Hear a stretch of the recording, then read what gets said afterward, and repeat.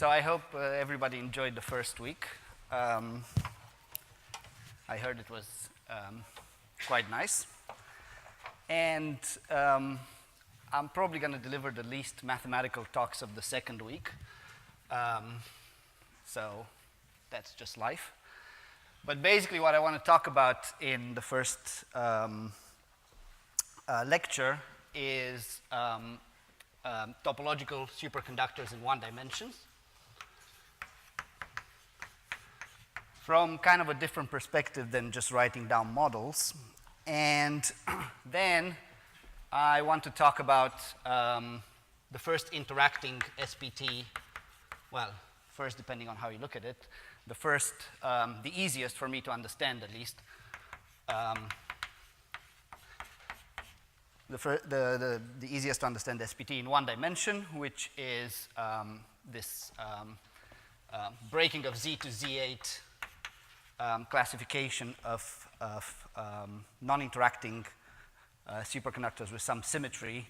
When you add interactions, the classification changes. So I want to basically explain that from kind of a simple point of view. And then I want to move to two dimensions and look at superconductors with a projector Chern number. So basically superconductors which exhibit chiral Majorana states on the edge. So 2D chiral superconductors. And for these, I want to give some sort of an explanation, a simple explanation first of this 16-fold way of classifying their bulk properties rather than the edge properties.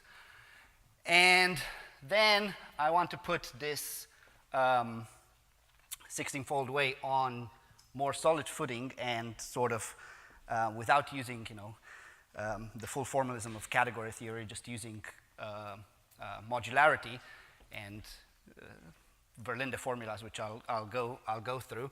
I want to show that basically starting from some sort of fusion rules that we can infer from microscopics, from the microscopics of these chiral superconductors, you basically have only 16 different bulk phases, even though the Chern number, the projector Chern number of superconductor is a Z number. It can be 0, 1, 2, up to infinity. And then in the last talk, I want to show that you can get these 16-fold phases through another way rather than just using just basically solving Verlinde formula equations and finding the topological spin, that you can actually get these by just looking at the P plus IP superconductor, which is a chiral superconductor with one Majorana chiral mode on the edge, and adding Z of these, or adding a number of these, a number Z of these, and then doing what's known in the literature as bias-Slingerland condensation in the physics literature. So condensing these number of layers and showing that there's only 16 different ways of condensing them. And if you take 2 layers of these, you get and condense all the bosons that exist in that theory, you're going to get to a Chern number equals to 2 modular tensor category, or Chern number equals 2 topological order, etc. So I basically want to introduce the concept of condensation in topological phases, and this will sort of have some new stuff that we've been working on recently that makes it easier to look at these condensation processes. Okay, so most of the stuff that I'll be talking about in the first 1 hour and a half involves systems that have translational invariance, and I'm just doing this for the purpose of making the lecture kind of easy to follow. So if I've got translational invariance, then I can represent my Hamiltonian, and I'm only going to use one-body Hamiltonian for the first half an hour. I'm going to represent my Hamiltonian just in either real space or by using translation invariance if I have periodic boundary conditions in momentum space. Okay? And I want to start off with the simplest Hamiltonian. So I know it's late in the day, but like I'm going to sort of like try to ask. You know, I'm super tired too, so I'm going to ask for some help. So I'm going to start with Hamiltonians which have some U1 symmetry, where this is a matrix. And if I use translation invariance in periodic boundary conditions, then I have a momentum quantum number that I can classify all these. These can be orbitals. Alpha, beta can be orbitals or spin. And I'm not going to look at spinful things. I'm just going to look at spinless things. And I'm going to look at no orbitals, no extra orbitals. So really, what I'm going to do is delete or erase these alpha and beta. Okay? And then this just becomes a number, which can be momentum dependent. But if I want to look at the simplest thing, I'll just choose the first harmonic. So I'll just choose this to be, you know, t cosine of k, right? This is the simplest Hamiltonian you can write down. Of course, in real space, it's a hopping Hamiltonian of a 1D system, if this is one-dimensional, from site I to site I plus 1. Periodic boundary conditions. Now, this, and of course you can add some chemical potential to the system, you know, CK dagger CK. So this system, depending on where you put your chemical potential, as everybody knows, is either a metal or a trivial insulator, right? So for the purposes of today's talk, any band that's completely filled or completely empty is a trivial system. Okay, so this dispersion looks something like this, right, as a function of momentum. And yes, question? Or yawn. So now, depending on where I put my Fermi level, is of course either a trivial system or a metal. Now, the question is, how do I find something interesting out of this? And one way of finding something interesting is gapping it. Now, there's there's many ways of gapping it, but the one way we learn that's trivial to gap with one-body terms is, you know, by first kind of folding the lattice, taking this side on this side, and now opening a gap here where I have bands crossing, where I can have matrix elements. But that corresponds to breaking translational invariance. That's just a dimerization of the system. So I want to gap this system without breaking translational invariance. And if you want to do that by one-body terms, there's only one option. And that option involves you have to have another band at the same k. You can't just gap one single band at 1k, so you have to have another band at the same k. So one thing you can do is you can take this band, flip it in energy, and take k to minus k, for reasons that we can talk later, and have this band structure. Now I have things at the same k, okay? And I can gap it, right? But how do I get from just this to, of course, this? And people here, everybody knows how to do this. This just means you add superconductivity. So you can now add superconductivity, which you would add a term which looks like this, plus Hermitian conjugate. And what this term does is, of course, it doesn't let you diagonalize your Hamiltonian in the original Hilbert space. So the original Hilbert space, of course, contains, you know, however many sites I have, n sites, 2 to the n configurations. Now, this new Hilbert space that I can diagonalize this Hamiltonian in has to contain the same number of states, obviously.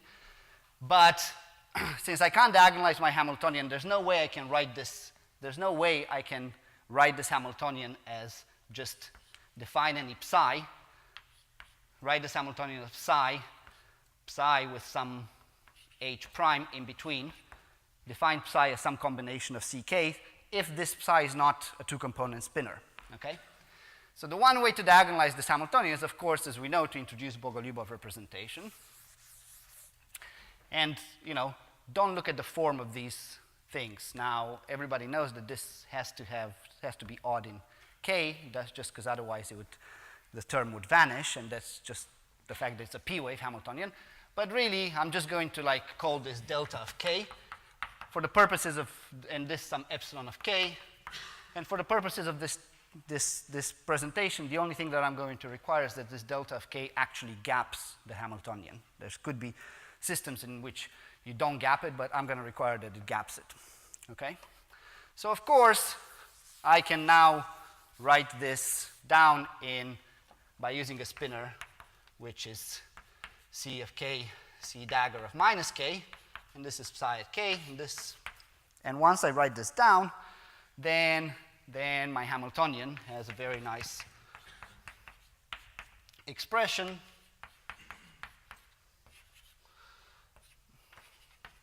that, of course, everybody here knows.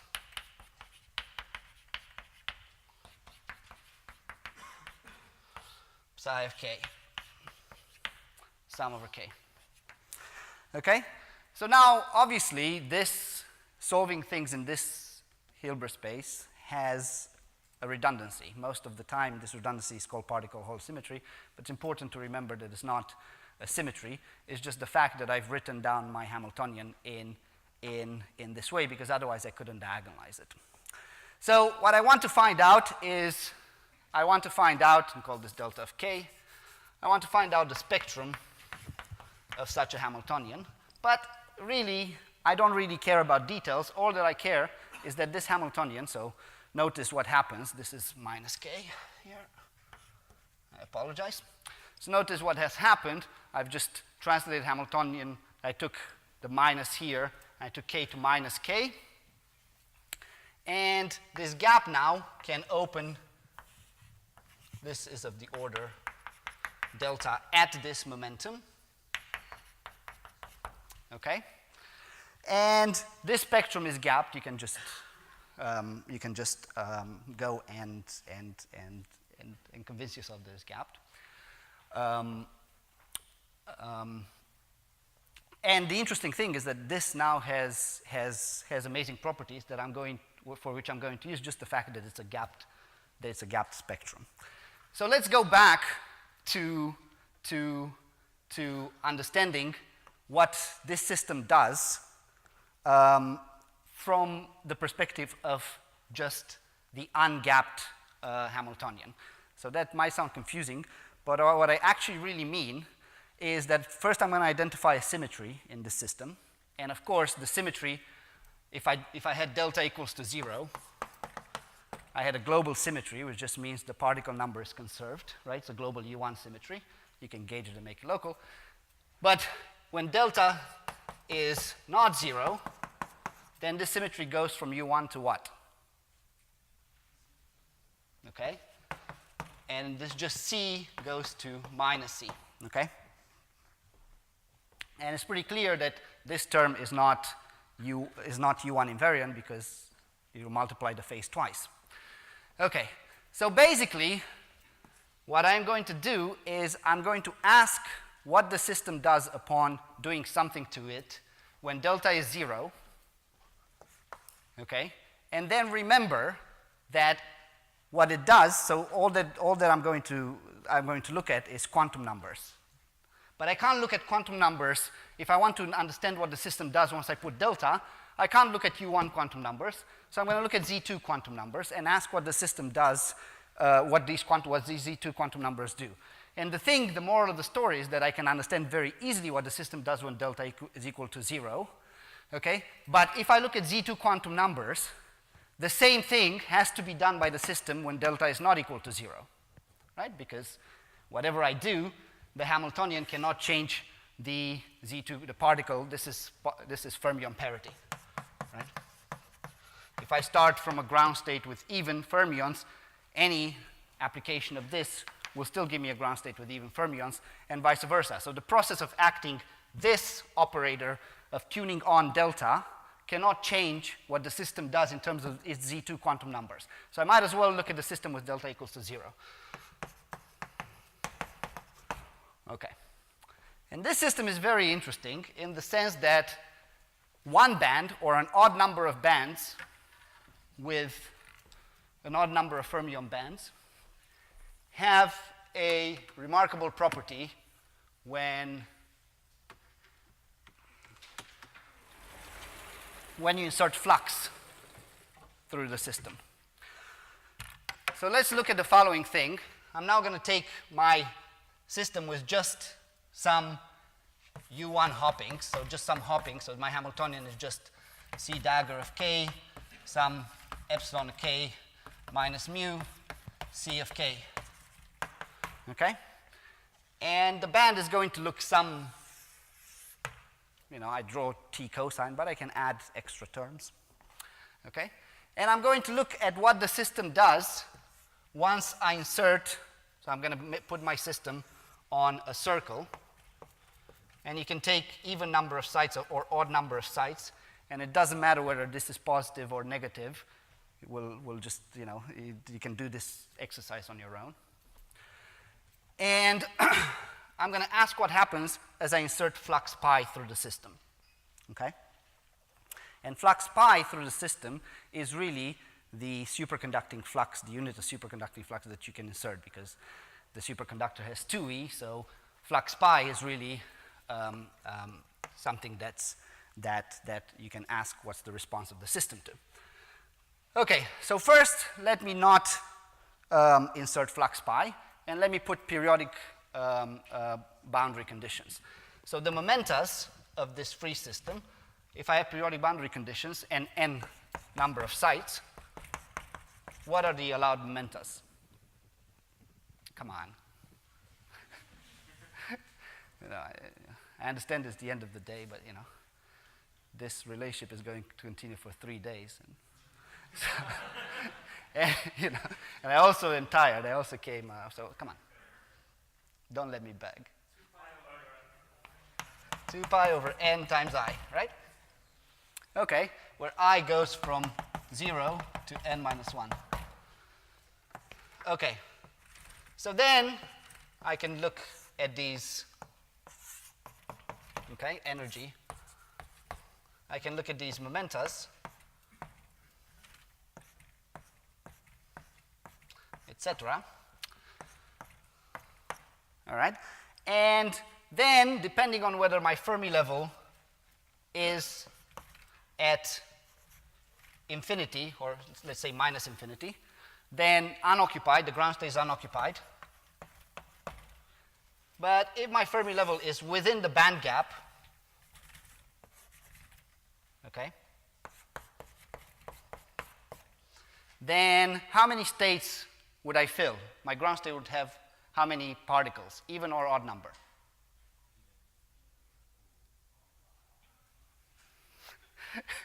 It's like that clicker, that even or odd. So, so the I equals to 0 state is so odd, okay? Because, by the way, this also works from minus n over 2, if this is easier, to n over 2 minus 1, okay? This also works like that. So then it's pretty clear that it's odd. So ground state is odd fermion, and you can see it, right? This is the one that's odd. Okay? Now, what I want to do is I want to insert flux pi through the system.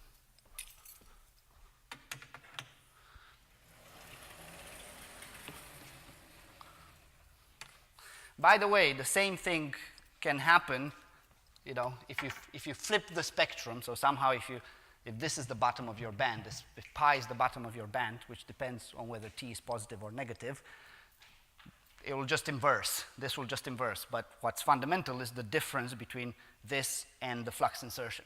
So now I want to look at the same system and sites, but insert flux pi through the system.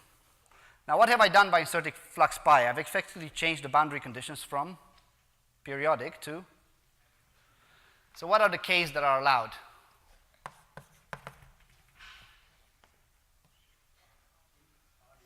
I get paid by the hour.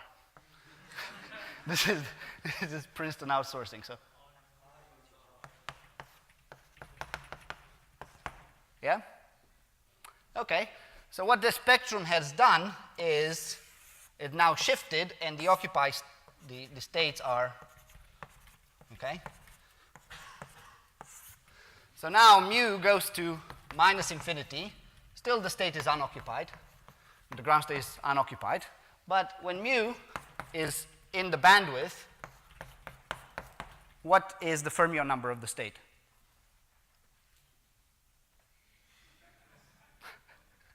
Huh? Even or odd?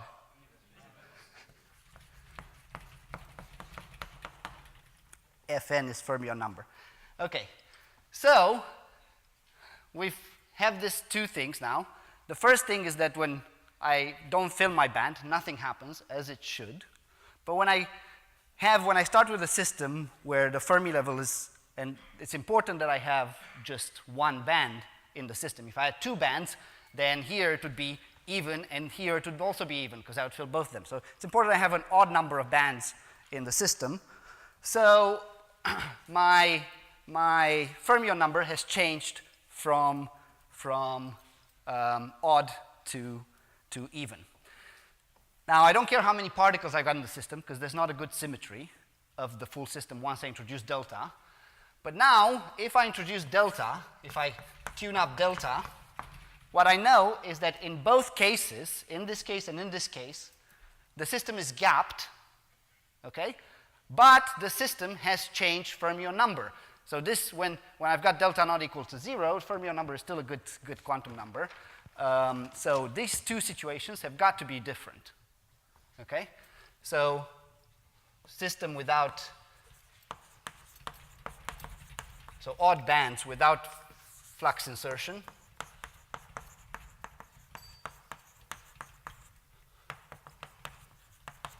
And odd bands with flux, with pi flux, have changed from odd to even. And by the way, the same thing happens just because I chose it here. There's something that happens at pi. If you flip this and occupy only this, then there's also a difference, and you can compute it. There's also a difference. So basically, anytime you have an odd number of bands, upon flux insertion, you go between odd and even fermion parity. But that's something very strange, because I know my system is gapped, right?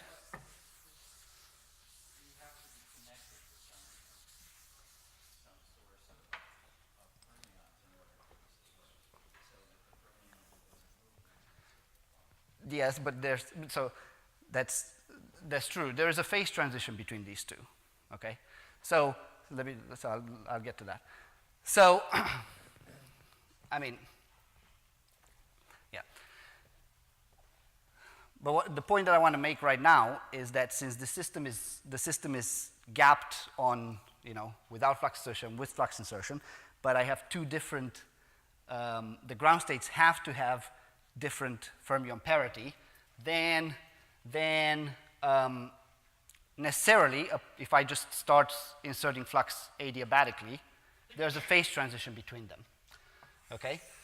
So this gap system that I've got, and which I'm drawing here without momentum, and this gap system that I've got at flux pi inserted, at some point here, the gap must close, and there's going to be a phase transition between them. The next, yes? Just so I have this picture correct, I have no magnetic flux, so I'm going to use these 4 fingers to denote what the spectrum looks like in momentum space. And as I slowly increase the flux, what's happening, sorry, there's one at the bottom.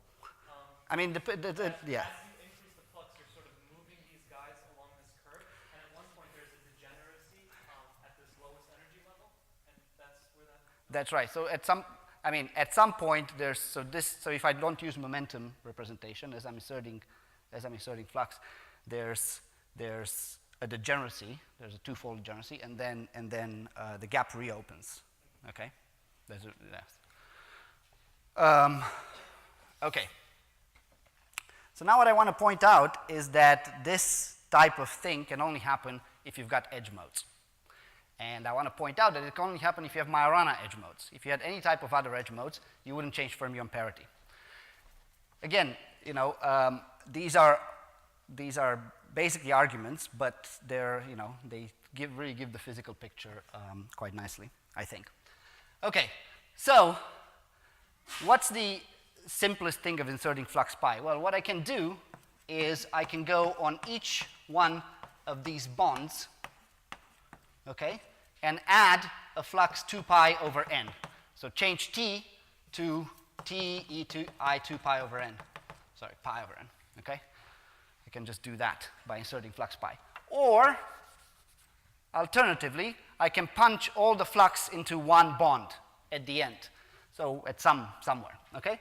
That would break translational invariance, but I'm not really interested in translation invariance. I just used it to make arguments, right? So what I'm going to do is I'm going to take this t at the end, so everything is t, t, t, t, t, and I'm going to change this t, call it t end, into minus t end, okay? So now, t is the hopping on, so what I'm doing is mathematically, I'm just adding flux, all the flux that I want to thread to the system on one bond. I can do it in a translation invariant way, but I don't want to do that, okay? I just want to add it on one bond to make an argument. And this argument is now that since I'm only adding it on one bond, and the system was gapped at the beginning, right? Every term that I add, I'm only doing stuff on this bond. The system is gapped, so correlations are exponential, so it's not going to influence anything in the bulk, right? It's going to influence something here at the edge, okay? So there better be something at the edge that's very close to 0 in energy that this can influence. Why? Because, I don't need to change this from T bulk. So call this T bulk, this hopping be T bulk, which remains constant. I'm just changing this T end. And the way I want to change is I want to take it through 0. So I want to take it through the path where this T end is equal to 0 and flip its sign. But I'm not changing this T bulk. T bulk remains unchanged. And I'm going to go very close to this transition. I've argued that there's got to be a transition between periodic and anti-periodic boundary conditions. The moment I've changed this from positive to negative, I've flipped the boundary conditions, basically. Of course, you need to argue, you need to be careful and argue about adiabatic continuity, but you can make all these things explicitly solid, even for power fermions, actually. But now I'm just giving arguments, okay? So if I go from here to here, this t is very small. So I want to be able, just by switching this t from something very small to something negative of something very small, I want to be able to cause a phase transition in the ground state where my fermion parity changes. The only way to do that is, since I can't affect anything in the bulk, because I'm not changing anything in the bulk and correlations in the bulk are exponential, is if there are edge states, okay? If there's something at the edge that's very close to 0 in energy, because I'm only changing t on one bond, which I think of now as my edge. I'm only changing t on one bond from, plus to minus something very small. And I can make that something small arbitrarily small. So now let me prove to you that those edge states can't be purely fermionic. So there's got to be, so now take this system. This is t bulk, hopping in the bulk. And it doesn't have to be nearest neighbor or next nearest neighbor. It can be, whatever. As long as the system is gapped, correlations are exponential. And here, this is kind of a system which I've now introduced an edge, and I can mess around with this t end. I can take t end from positive to negative, and I know there's a change in fermion parity, okay? In an odd number of bands, if the Fermi level is in the bandwidth. But now let's see what kind of, so I've argued that there must be edge modes close to 0 energy to be sensitive to a change in the ground state of the system, in the quantum number or ground state of the system. So now I'm going to argue that they have to be Majorana. And the way you argue is by, showing that they can't be complex fermionic. So let's imagine that there's a complex fermion here, C1, and this Cn. And I'm not saying that these are the initial complex fermions. They can be dressed. They can be, they can be some, think of it as some complex fermion, but C1 dagger is not equal to C1, right? They're not the same C's as here, okay? They're just some C prime. Think of them as some dressed modes at the edge, okay? So now if I add a hopping between C1 and Cn, then this hopping can be of this form, Cn prime. So these are edge modes. Everything else is gapped. It's got a large gap. So I can only couple these ones. These are edge modes that are close to zero energy. Okay? So of course, cross emission conjugate. Now, everything else is gapped, so the bulk is gapped. There's C1 and Cn prime, dressed edge modes. Okay? What? Well, the reason why, so they've got to be at very small energy because I can add just an infinitesimal T end and switch to fermion parity. And yes, but if you, there's one point, if you argue that T end is adiabatic, infinitesimal T end that already gaps the system is adiabatically continuable to the two cases. So T end positive is adiabatically continuable to T is equal to T bulk. And T end negative is adiabatically continued to T bulk plus flux pi inserted. You change T end equals to 0. T end equals to 0 is a phase transition. Everything else, okay? Again, they're just, these are physical arguments, okay? But actually, that's the only assumption you're actually making, that it's adiabatically continuable to.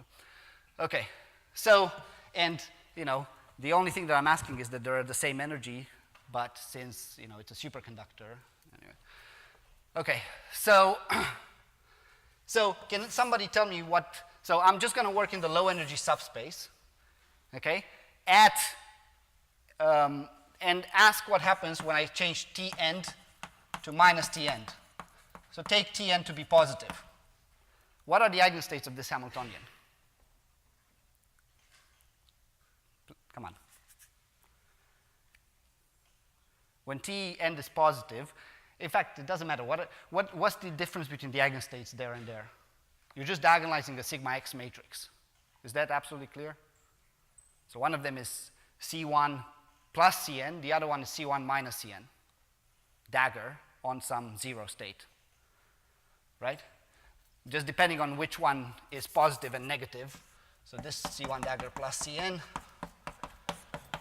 This is C1 dagger minus Cn. Okay? What fermion parity have they got?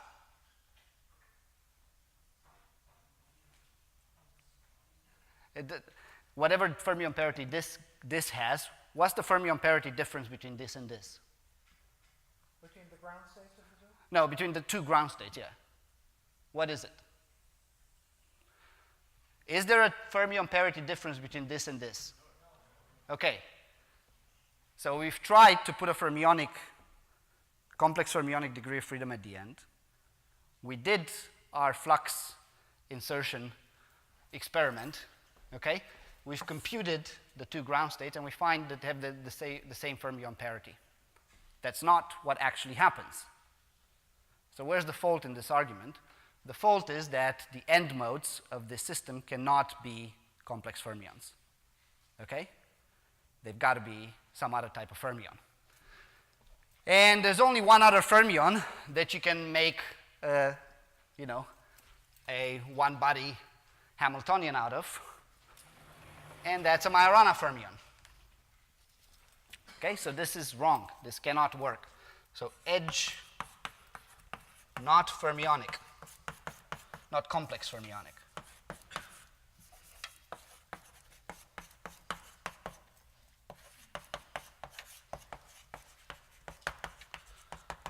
Okay, so, of course, everybody knows the story. If I do this with Majorana fermions, everything works. So let's just do it. So if instead, somehow, I now have here a Majorana fermion, gamma 1, and a Majorana fermion, gamma n, right? If my edge modes are made out of Majorana particles, gamma 1 dagger is equal to gamma 1. What's the Hamiltonian that I can, so this is, I have some gapped bulk, and I have this gamma 1 and gamma 2, gamma n, okay? Which they have some representation in terms of the fermion operators in the bulk, but I don't care about that. What's the Hamiltonian that I can add once I now add hopping in here? What's the only one-body Hamiltonian that I can add?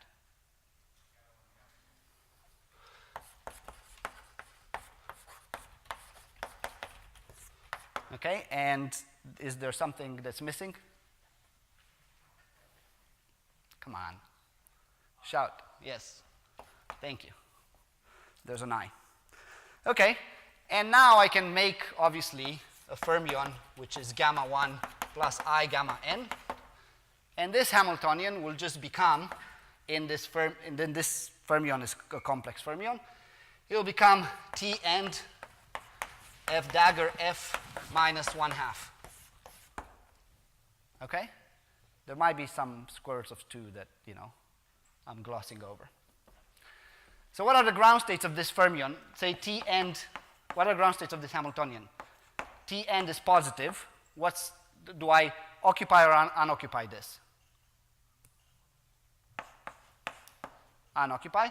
But now I switch, and I put T end, I switch T end, so I put in front, I put minus T end. So I just insert flux. Okay? What is the ground state of this Hamiltonian when this has become negative? Okay? Check. Okay, so now what we found is that any odd band, any odd number of bands, once the Fermi level crosses all those odd number of bands, has a Z2 anomaly, which is basically just pi flux insertion. And under this Z2 anomaly, it changes fermion parity. And the way it does that is by having Majorana modes at the end of the system if you now open the boundary conditions. So opening boundary conditions just means deleting one bond. Okay, so these Majorana fermions are going to be, and you can find obviously explicit expressions for them in certain simplified models, but simplified one-body models, but in general, just find them by computer if you want. Yes, sorry.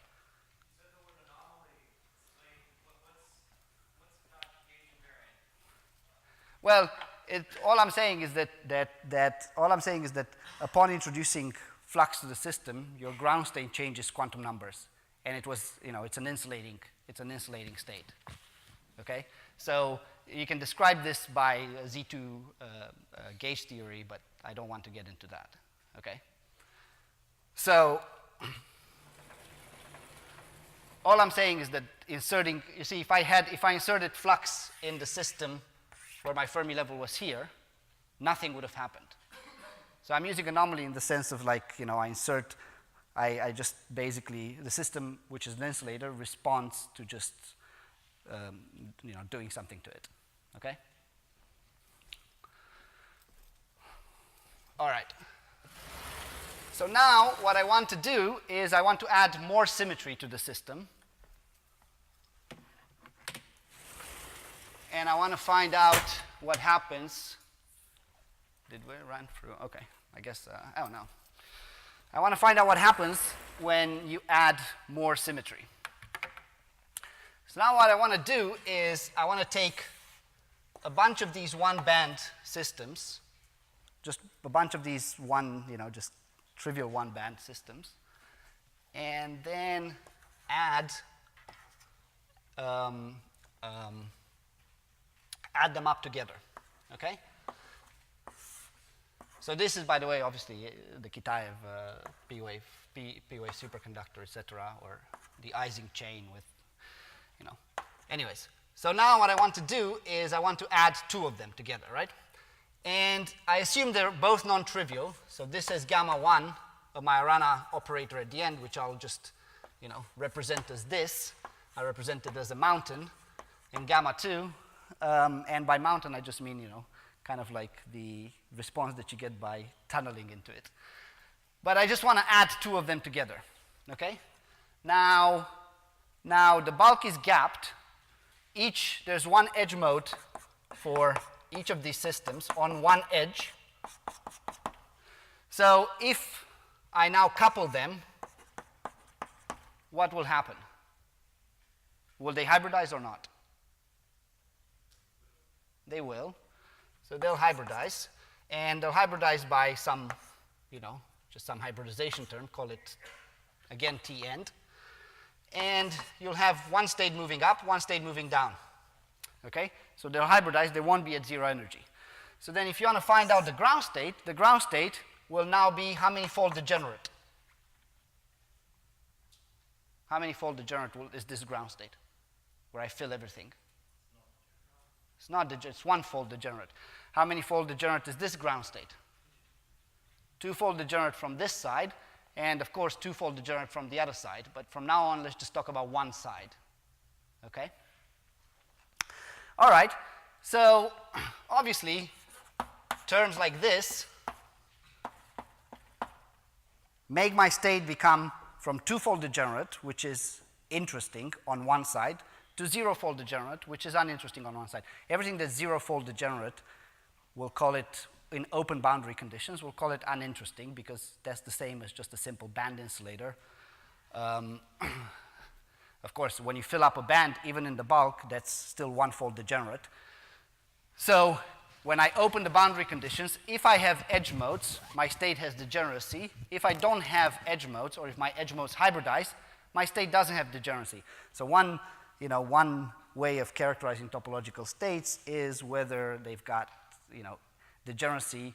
Simple topological states is whether they've got degeneracy when you open the boundary conditions, as opposed to when you close the boundary conditions. So most of topological insulators have degeneracy when you open the boundary conditions, but not when you have periodic boundary conditions. They're just filled bands, the simple topological insulators. Okay, so this term makes my system become trivial, and that's why the Kitaev chain is a Z2 classification. It basically tells you that if you add two of them together, you get 0. If you add three of them together, I would get another Majorana mode, although 3 Majoranas at the edge could hybridize, but they hybridize on the Hamiltonians as 3 by 3 antisymmetric matrix, and antisymmetric matrices always have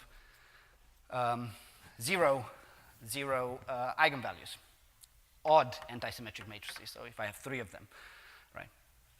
Okay, so what symmetry would disallow a term like this? The question, okay, here's the hint. What symmetry disallows this? Time reversal. And time reversal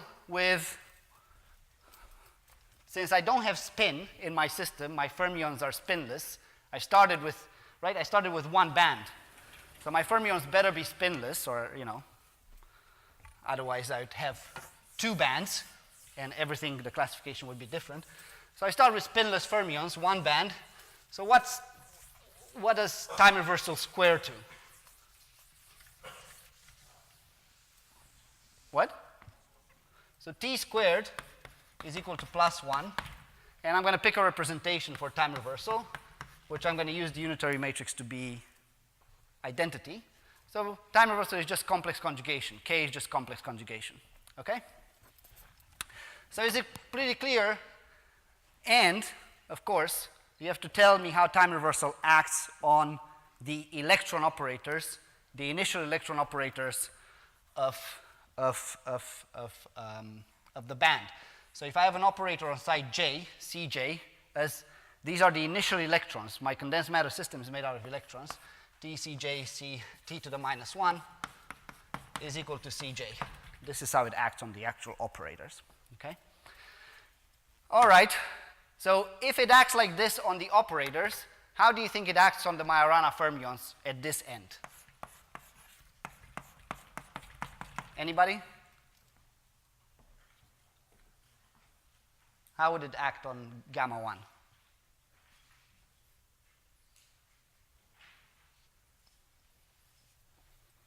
So this gamma 1 is made out of these CJs, right? So how does it act on it? So for example, in the Kitaev model, gamma in the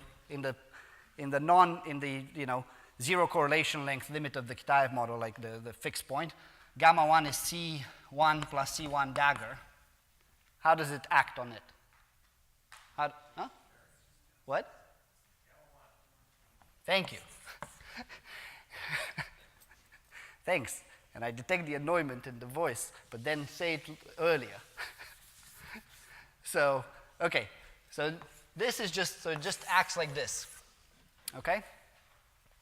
And that's why, if I acted on this Hamiltonian, H edge,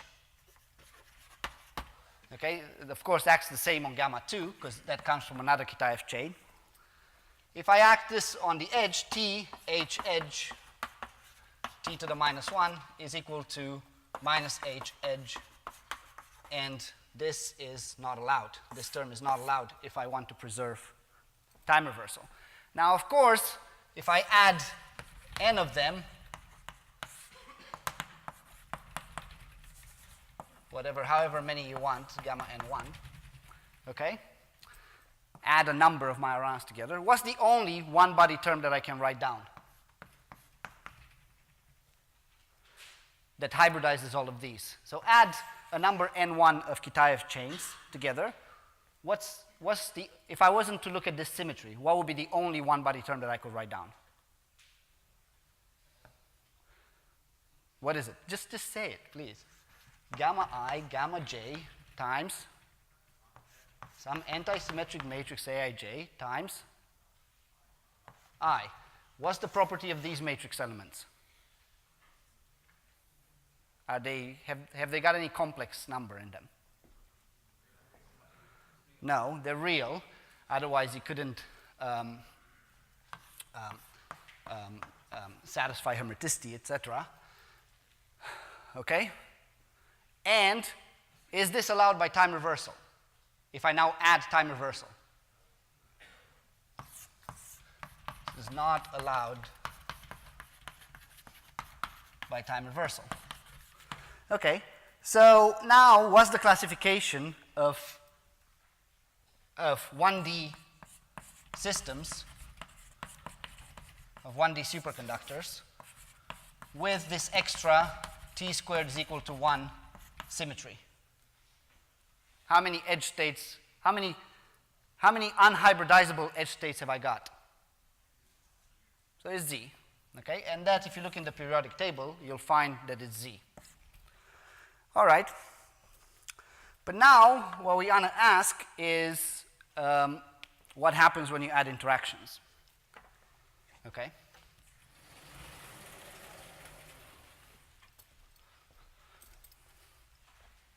And the next thing that we want to ask is ground state degeneracy a good number to look at? Can it distinguish between states? What do you think is the answer to that question? Ground state degeneracy with open boundary conditions, is that a unique quantifier of topological phases? There's yes, no, or maybe. Which? Maybe. Cheeky. Maybe not. Okay, so the answer is no. Okay, and I want to show this to you in a specific example. So I want to now take this Z, this time reversal symmetric Z classification without interactions, and add interactions. And the game we're going to play, and actually this is the game that you play in all these simple topological phases, is add is the following. Can I, just by the presence of edge terms in the Hamiltonian, remove the edge modes? In other words, the game you're playing is these edge modes give you some sort of a degeneracy with open boundary conditions. Okay? Can I make that degeneracy disappear? That's the first game that you play. Okay, so I'm always going to focus on one edge, and I'm going to look at only even number of Kitaev chains, because the odd number, they clearly if I have an odd number, I always have at least one Majorana mode at one edge. So that's always topological. But the even ones are not that clear, and they're very easy to exemplify. So let's look, let's look at two Kitaev chains. So I have gamma 1 and gamma 2. Everything else is gapped. And this goes all the way to infinity. Okay? So what's the Hamiltonian that I can write down here?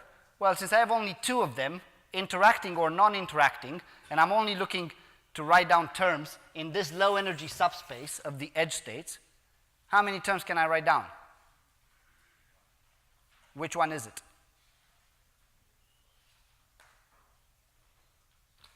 Which one is it? I can't write down any, okay? Because the only one I can write down is a one-body term, which we showed is not possible because I have time reversal, so this I doesn't exist, okay? So then, two Kitaev chains is obviously stable with time reversal symmetry, and the ground states are made by forming a fermion, gamma 1 plus I gamma 2, and the ground states are 0 and F dagger 0. These are the two ground states on one edge. Now, I'm going to use this to add 4, and there's a reason why I'm keeping that open, because I want to make a point. So this twofold degenerate on one edge. Now add 4 Kitaev chains. I don't want to go to 3, because that's easy, but I want to add 4 of them. So I have gamma 1, gamma 2, gamma 3, gamma 4 edge modes, low energy modes. Everything else is gapped. And now how many terms have I got that I can add on the edge that could possibly hybridize those modes? What is it? Can you say louder? I'm old. Gamma 1, gamma 2, gamma 3, gamma 4. Notice that this one doesn't have I in front. Okay? If the two-body term didn't have an I in front, okay, then it wouldn't be Hermitian. Okay? This one is Hermitian by itself. It doesn't have an I in front. Okay? So this is time reversal. Check. Okay? So it's good. But now I want to solve this Hamiltonian. So this system has a bulk gap, and it had 4 Majorana modes here. So I want to solve this. And the way to solve it is to first do a complex, first go to a complex fermion, and because those things I can fill or not fill. So I want to make a choice. I do F1 is equal to gamma 1 plus I gamma 2.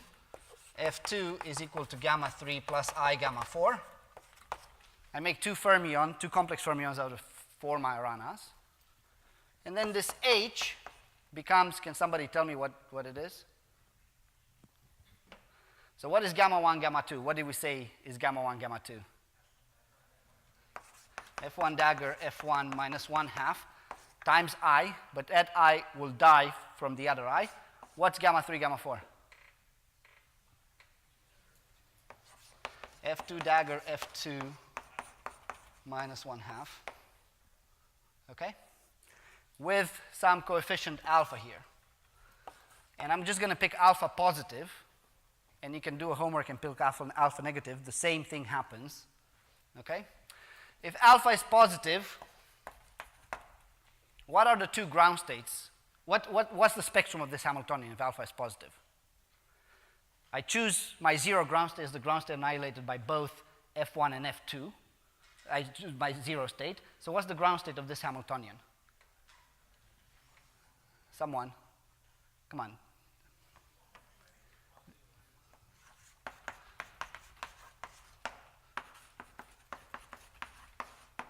Right? Because this is minus, this is plus. Okay, so if alpha is positive, this is minus 1/4 alpha. Okay, how many ground states do I have? So normally I would have, so how many ground states do I have here on one edge? 2, which is the same number as that. Okay, so I still have something non-trivial. Obviously, the ground state degeneracy is different than if I had 4 Majorana fermions without interactions, right? because what would it be in this case? Okay. So I have 2. So the ground state degeneracy is different. So the ground state degeneracy is the same, but it's between 2 Majoranas and 4 Majoranas. Is different between 4 Majoranas without interactions and 4 Majoranas with interactions. But the question is, can I distinguish between this case and that case? Okay? So by ground state degeneracy, just having 2 Majoranas or 2 Kitaev chains or 4 Kitaev chains, would I be able to distinguish between them with this t squared equals 1 symmetry? No, because it's two of them. Okay? So ground state degeneracy, not a good thing to distinguish between systems. Okay? But what can, before I go further, how much more time do I have? What can distinguish between these ground states? One of them is, one set of twofold degenerate ground states is different from the other set of twofold degenerate ground states by what? Huh? So these ground states are in the same fermion parity sector. These ground states are not. Okay? So fermion parity can distinguish between these. So I'm still good. Sorry, how much time do I have now? The jury's still out on the time? Half an hour? Okay. Thanks. All right. So, but now I want to go to the case of 6 Kitaev chains. So I add 2 more. Okay, and I ask what happens in that case. So I again do this. 1, 2, 3, 4, 5, 6. Gamma 1, gamma 2, gamma 3, gamma 4. Sorry, Bernevig, do you think you can just draw the degeneracy? Because that term splits it, so what does it look like? Which one? The last we did. The 4? Yeah. So when alpha is 0, you've got, it splits at minus alpha over 4. And I've got the states, this is F1 dagger, F2 dagger. And I've got the states 0 and F1 dagger, F2 dagger at alpha over 4. So if alpha was negative, these would be lower, okay? But the same thing would happen. They would still be the same fermion parity, okay? Does that answer your question? Okay, thanks. All right, so I'm still good in the sense that even though ground state degeneracy doesn't distinguish between the case of 2 Majoranas and 4 Majoranas, or 4 Kitaev chains coupled with this t squared equals 1 symmetry, particle number distinguishes because the 2 states in the 2 Majorana case have different fermion parity, whereas the 2 states in the 4 Majorana case have the same fermion parity. But now look what happens when you add 6 Majorana. So this is gamma 1, gamma 2, gamma 6. What are the interaction terms that I can write down? Well, I'm going to give you an example, but you can actually diagonalize this however you want to, and you'll convince yourself it's the same, and we'll understand it through projective representations soon. This, I'm just going to try to hybridize them. The first term that I can write down is gamma 1, gamma 2, gamma 3, gamma 4, plus gamma 3, gamma 4, gamma 5, gamma 6. Okay? That's the simple term that I can write down that hybridizes these, all of them, right? So I'm going to make out of these F1, out of these F2,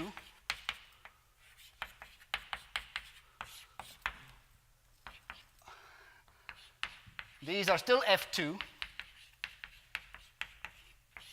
and these I'm going to make a new fermion, F3 dagger, F3 minus 1/2. Okay, so this is the Hamiltonian that I now have. What are the grounds, what is the spectrum of this Hamiltonian? Okay, so consider these to be alpha and make them positive. Okay, so if I do this, then obviously this one by itself has, this one by itself has many degenerate ground states in the sense that it's got 4 of them, right? Because I can have F1, 0, F2, 0 here, and I can have F2, F3, 0, or F1, dagger F3, dagger 0. We agree? All of these are equally the general ground states of this first term. Yep. But the second term lifts which ones? Huh? Go ahead, sorry. Which ones? Okay. So when I add the second term, my ground states just become F2, 0, and F1 dagger, thank you, F3 dagger 0. So what's the ground state generacy?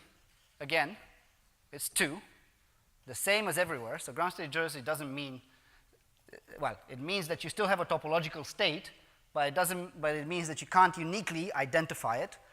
Okay? And also now you see we're in deeper trouble because we can't identify this from this. 6 from 2 is unidentifiable now in terms of fermion parity, right? 2 Majorana fermions at the end has ground state degeneracy 2. The ground states are in different fermion parity sector. 6 Majorana fermions have ground state degeneracy also 2. These are the ground states, okay, in terms of the end modes, okay? But they're also in different fermion parity sectors, okay? So how do we distinguish between them? And the answer is by looking at the one symmetry that we haven't looked and how it acts on these. And what's that symmetry? Time reversal. So what I want to look now, and that's the reason why I left all this space open, is I want to look at how time reversal acts on these fermions, on these ground states. And normally, you'd ask, well, time reversal is something that acts, you know, I would have to look at the other edge too. But since these are local here, their ground states are localized here, and time reversal is an operator that's, you know, commutes with local operators, I can just look at how time reversal acts on these two states. So now what I'm going to do is just look at what time reversal does when I apply it on each of these two-fold degenerate states. And then I'm going to give you, so just not to think that this is la-la land, I'm going to give you an experimental system that realizes this, that's currently in the lab in Princeton. Okay? Well, it potentially realizes this. Okay. All right, so let's see. So I want to look at how time reversal acts first on this F operator. So what does this do? Well, what's time reversal on gamma 1? I have it here. It's still just gamma 1. What's time reversal on gamma 2? Well, it's still just gamma 2. But what's time reversal on I? Okay. So this is F dagger. And this is the first sign that something is, you know, something interesting is happening because time reversal acts on this edge Hilbert space, this particle hole conjugation. Okay? So now what I want to do is I want to ask what is time reversal acting on this state in the Hilbert space, 0 on this state. And since I'm only looking, obviously it's got to act locally in terms of both locality, which it does, because I'm just looking at these end states, but also in terms of energy. So it better, when I add time reversal on this, it better not give me something above the gap. So all I've got to play is states that are here, these two states that are the lowest energy states. There's a huge gap here that I'm considering huge. So there's 3 options that this can give me. It can kill it. It can give me the state back up to some phase that I'm not going to look at. You can look at in your leisure time. Or it can give me F dagger times 0. First option is ruled out because it's part of a group. Yeah. Yeah. But I can, you know, just show you that it's ruled out. Okay?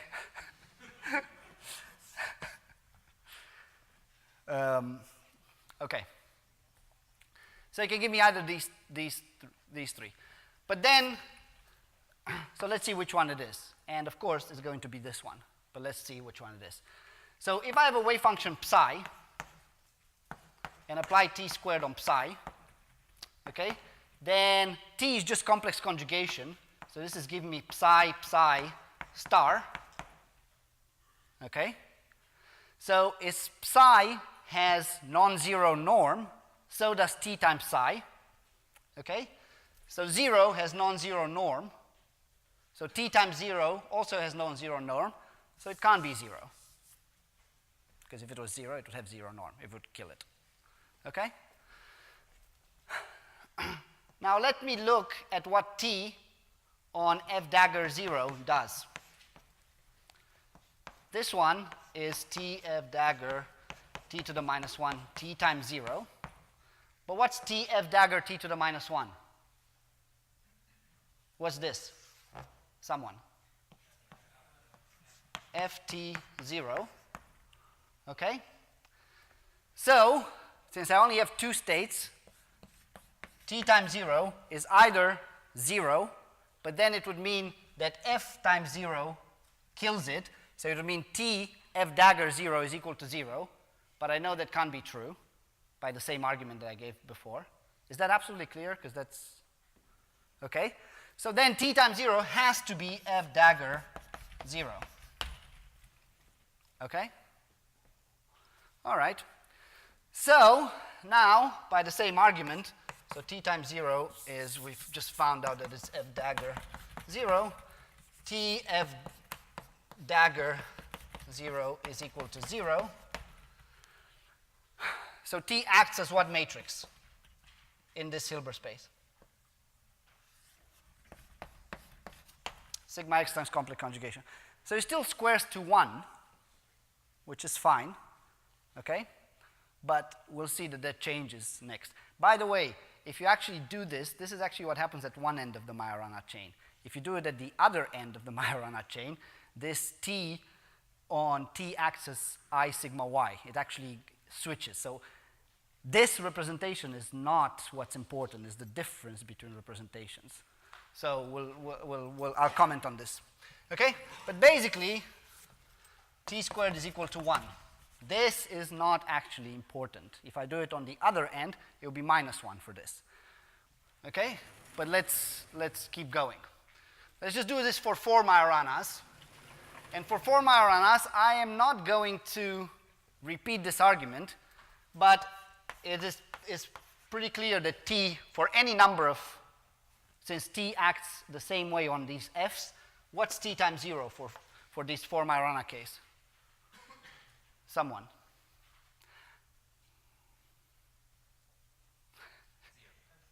0. f1 dagger, f2 dagger, 0. Okay?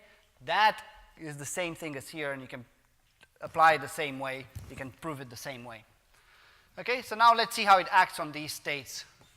So t f1 dagger 0 is t f1 dagger ft to the minus 1 times t0, which is f1 dagger f2 dagger 0. This is f1 dagger f2 dagger 0 is just f2 dagger 0. So t sends this into this. But of course, notice what happens when I do this. Okay, so this one, what this does is it now gives me an f2 times f1 dagger f2 dagger 0, and you've got a fermionic anti-commutation sign in between. So this is minus f1 dagger 0. So what does t act as in this Hilbert space? What is the matrix representation for t in this Hilbert space? Huh? I sigma y. So this t squared is minus 1 in this case. Okay? So really, these two states, which by the way is very important that they have the same fermion parity, because otherwise this couldn't act like this. They act like they form a spin 1/2. It's basically a representation of a spin 1/2. Right? So that this doublet Doublets are not all the same, right? The other doublets are not like this one. This one actually transforms like a spin 1/2.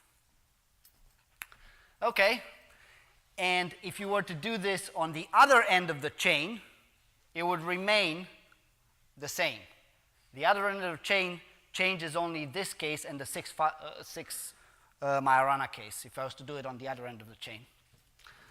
Okay, so this is basically, an example of a projective representation in the sense that, t squared in the bulk is 1, but on the Hilbert space of the edge is -1. If you do it here, you again will notice that t on F2 dagger 0 is F2 times F1 dagger, F2 dagger, F3 dagger. So this is minus F1 dagger, F3 dagger 0. And t on F1 dagger, F3 dagger 0 is F2 dagger 0, because this has to go through an even number of commutations. So this t also acts as,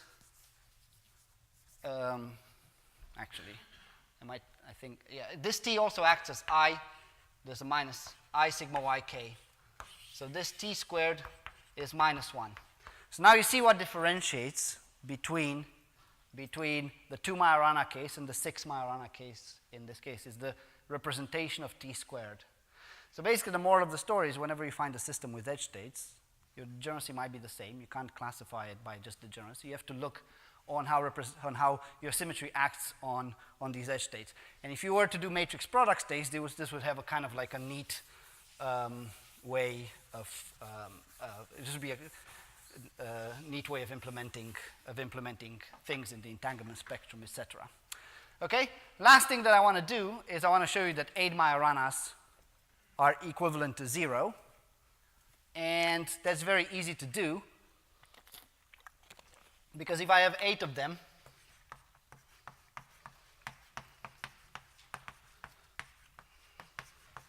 I'm going to couple these 4 to make a spin 1/2, a doublet.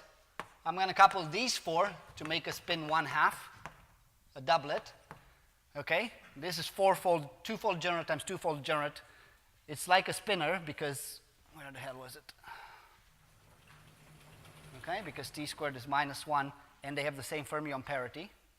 So I can just build this Hamiltonian by taking this state, forming, this is a doublet. So I form this fermion F sigma I.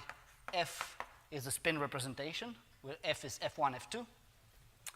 Okay, and what's a Hamiltonian that I can put between two spins, this time reversal invariant?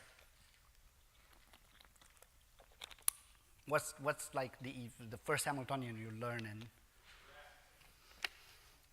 It's Heisenberg, S1 dot S2, okay, with some J. And what this does, so again, S1 is just F1, F2 dagger sigma F1, F2, where the F's are just these fermions. Okay, you put this term. What does this term do? Well, it breaks the fourfold degeneracy into a triplet plus a singlet. So I can always cook up a term where this J is such that the singlet is lower. So the degeneracy on the edge is now what? There's no degeneracy anymore. It's just single degenerate. Okay, so 8 Majoranas is the same as nothing. And this is basically the Z8 classification with interactions. Now I want to quickly show you, how much more time? No, there was no, it's just for, beauty. It's like if I don't have SU2 invariance, that triplet would split. So that's right. Any. So these things are representing like topological character of the fault. If I got, say, 6 Majorana chains connected, if I got 6 Majorana chains connecting the 2 Majorana chains, if we're trying to say they're different, the different topological phases, we still have like 8 Majoranas, how do you do this again? If you have, That's a very good question. If I had, you want to connect them on this side. Yeah. So the thing is, that's a very, very good question. So you have to look at how, remember how I told you that they transform differently, the ones on this side? That's very important. So if you do it on this side, just because this side's got an eye on it. The question was, if I got 6 Majoranas here, and then couple it to 2 Majoranas, that's 8 Majoranas. So that should be nothing, but I've just told you that 6 Majoranas and 8 and 2 Majoranas are different topological states. So how can there be nothing? The reason is that the Majoranas at this end of the wire and the Majoranas at this end of the wire, they behave not completely different, but they behave at this other end of the wire. 6 Majoranas would have t squared is equal plus 1, and 2 Majoranas would have t squared equals minus 1. They actually exactly switch. What's important at one end of the wire is just the difference between these. But what's important when related to your incredibly good question is the fact that they're different. Okay? Thank you. Okay, so how much more time have I got? Sorry. 10? Okay, so I want to go quickly to 2D. I want to go quickly to 2D, but I don't want to go before I tell you that this is not just La La Land. So I don't know if you've, I guess, did Ali Asdani speak last week? I should know because I'm an organizer. He didn't. Okay, well, what Ali has is he's got this lead superconductor. Okay, I'm looking at it down here. And then he deposits atomic magnetic chains of iron. And these chains become ferromagnetically ordered. Okay? And this lead has spin-orbit coupling in it, Rashba spin-orbit coupling. So you've got all the ingredients of all these proposals for Majorana fermions that have been going around. Spin-orbit coupling, superconductor. Spin-orbit coupling is basically to break the spin degeneracy and allow you to have one band at the Fermi level. And magnetic field, which here is much nicer than what normally you don't want to apply a magnetic field on a superconductor because you'll kill it. But here the magnetic field is actually placed exactly where it matters, which is on these atoms. Okay? And that's kind of like the intrinsic, and it's super large. It's an exchange field of order 1 electron volt, but it only matters, it only applies where it matters on the chain. Normally in nanowire experiments, you apply a magnetic field everywhere. So, of course, you have more control in those experiments. But this has Majorana modes, well, hopefully. This has Majorana modes at the end, okay?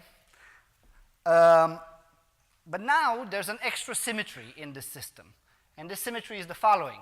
If this is Z, okay, and this is X, okay, now the system doesn't have time reversal anymore because it's magnetized, right? Also, the system doesn't have ZX mirror. So if I look at ZX, mirror symmetry in this plane just involves taking left side and moving into the right side, okay? That's the mirror. There's obviously a mirror plane which just goes all the way through, right? But what does mirror do to a vector that's parallel to the plane? To a magnetic vector that's parallel to the plane? It flips it because it's an axial vector. It doesn't, okay? That's a massive difference. So if it was perpendicular, mirror wouldn't flip a B that's perpendicular to it, but since the plane flips it. So mirror flips, so the only thing that everything else is mirror symmetric, you know, like the spin-orbit coupling here is Rashba is mirror symmetric, the lead Hamiltonian is mirror symmetric, the iron Hamiltonian is mirror symmetric, but the magnetism is not.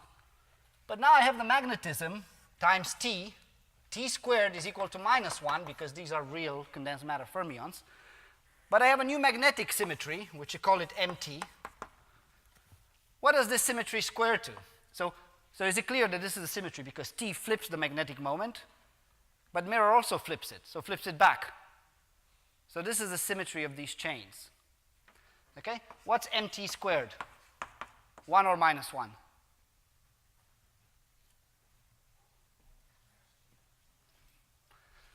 So mirror commutes with time reversal. So this is mzx squared t squared. What's t squared? What's mirror squared? Mirror also flips the spin. Okay? Every spatial symmetry, with the exception of inversion, acts on the spin also. So if you got the spin 1/2, what does mirror do? Flips it again. So what's mirror squared? What happens if you flip a, there's -1. So -1 times -1 is equal to 1. This is a symmetry that's got complex conjugation in it, is squares to 1. For all intensive purposes, is the same thing as the symmetry in this model that I've studied here. Okay, so these chains, which now exist in laboratory, can support a z number of Majorana modes non-interacting, and if you add interactions, they could support a z8 they could break down to z8. So now there's different orbitals. Iron has different orbitals. It's like 5. It's like the d orbitals, right? So it's already spin polarized. It's got d orbitals. Generically, if you solve the Hamiltonian, you'll get phases where you've got even 5 Majoranas or 4 Majoranas, just because you've got more orbitals. Yes. So so what we're working on, one good thing I think to work on would be how do you detect experimentally, this is all good and proper as projective representations, but it's kind of hard to measure a projective representation in an STM. So part of what we're trying to do, and part of what I think would be interesting, is how to measure this, breaking of Z to Z8 experimentally in these experiments. Okay, so do I have 5 more minutes or not? Okay. So now what I want to do is go to 2 dimensions and show you that, well, at least start the discussion about vortices in 2 dimensions. Okay? So in 2 dimensions, there's many interesting things, but the thing that I will focus on today and in the next talk is the chiral P-wave, or not P-wave, but chiral superconductor. And basically, you can understand these things through the periodic table. But the way I want to understand them is just by drawing pictures or K-theory. You can just draw pictures of bands, and everything that you draw that satisfies Bloch's theorem and the symmetries of a surface will exist. Okay, we haven't had an example that math has invalidated, but that Bloch's theorem and the symmetries of the surface say it exists. So I just want to draw the following geometry: 2-dimensional system. Okay, open boundary conditions in this direction, periodic boundary conditions in this direction, and I want this to be a superconductor. So it's got this particle hole redundancy. Okay. And what I want to have it do is, this is the 0 of the energy. Okay, there's going to be a bunch of states here, just related to the fact that I have open boundary conditions in this direction. Okay. So this would be a boring superconductor, gap superconductor. But we can make it non-boring by drawing something, this is 0, this is 2 pi. Drawing something that's Bloch periodic, that has this, so this is large density of modes, that this connects to another mode here. All I want is, I want continuity in energy. Of course, you would have to go through the bulk. There's continuity here. You'll have to go on the other edge. You'll go through the bulk to the bandwidth, come back, go on the other edge, and connect like this on the other edge. But since I'm only focusing on one edge, I just want to look at this. This is a perfectly valid picture, hence it must exist. Okay? And this is called the chiral superconductor. It's a P plus IP superconductor. And if I was to look at the single particle first quantized Hamiltonian, the Hamiltonian of this would look exactly the same as the Hamiltonian of a Chern insulator. of the Haldane model, just with an extra spurious symmetry, which in that case would be this particle Hall. Okay? So, also, now what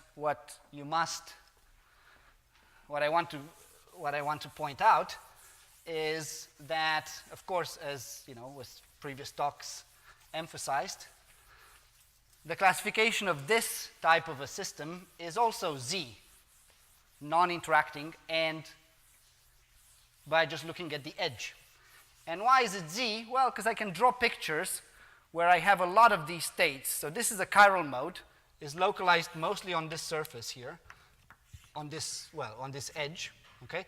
So if I was to diagonalize and look at this wave function, I would have a larger amplitude here. But of course, I can draw other pictures, okay, with 2 of them, or with 3 of them, okay? And why is this a Z classification? Well, I can draw a picture that has this, but, so 3 modes moving in one direction. So you say, well, it could open gaps, but the gaps that will open wouldn't change the number of chiral modes, because it can open gaps like this.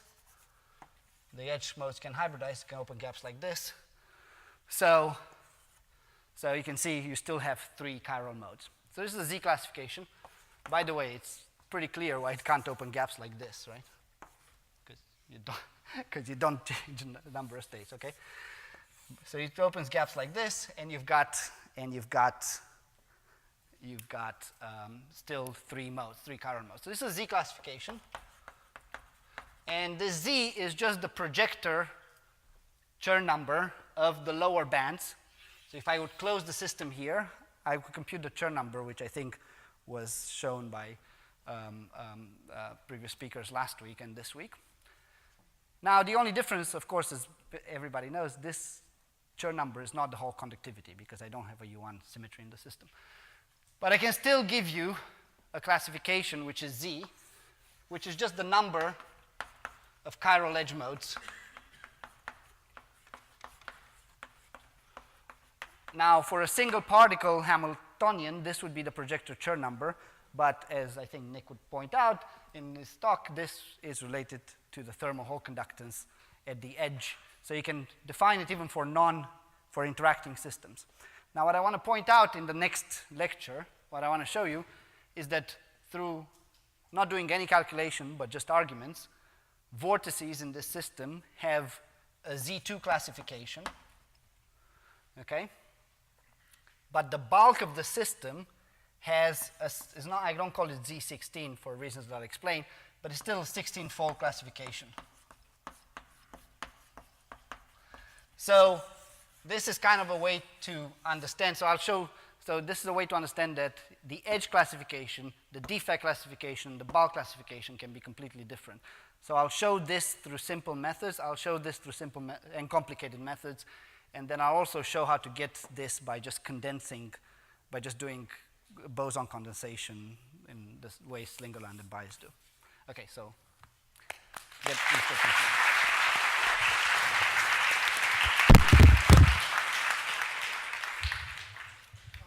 I guess we still have time for a couple questions. Yes?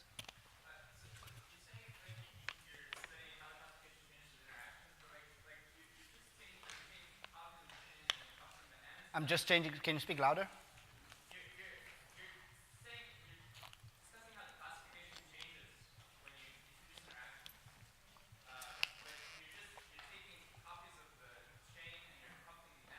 Right. But I mean, like, is that really enough? I mean, if you just have a bunch of data and you just do crazy interactions, how do you know that the bulk? I mean, how do you know that the classification? So I've made the definition that so this is I made a definition that I equivalate degeneracy with open boundary conditions with non-triviality. Now, of course, you're totally right, I would actually have to put these interactions in the bulk and show you that if I couple 8 chains, there's an adiabatic continuity with interactions to the, and you can do that, and actually Kitaev and Witkowski did that, but that, I think, obscures kind of like the main message, which is this. But of course, that's what you need to do if you argue there's a bulk class, but if you argue there's a bulk classification. But you know, there's only very few examples that don't obey this rule, and actually I don't know of any, but I would have to think about it.